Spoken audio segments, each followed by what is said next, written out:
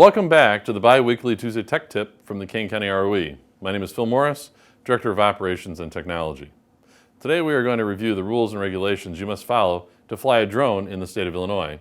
Also, we're going to touch upon what you should look for when purchasing a drone.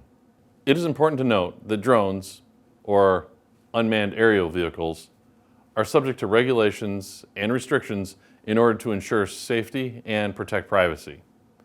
These regulations are enforced by both the Federal Aviation Administration and the state of Illinois. Drones are being used by our first responders with a variety of uses, such as seeking lost individuals, fighting house or building fires, surveying crime scenes, and surveying forest fire damage.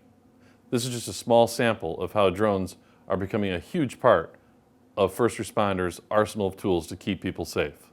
Also, due to the increased availability and affordability, many people are buying for personal use as well. It is important to be aware of specific rules and regulations in Illinois regarding drone operation.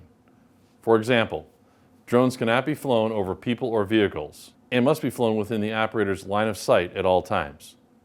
Drones also cannot be flown above 400 feet and cannot be flown near airports or other areas where aircraft may be present.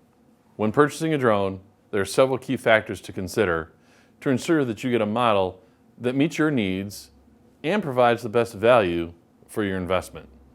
Here are some things to look for when purchasing a drone: purpose, battery life, camera quality, range control, safety, portability, and finally, price. By considering these factors when purchasing the drone, you can ensure that you get a model that meets your needs and provides an enjoyable and safe flying experience.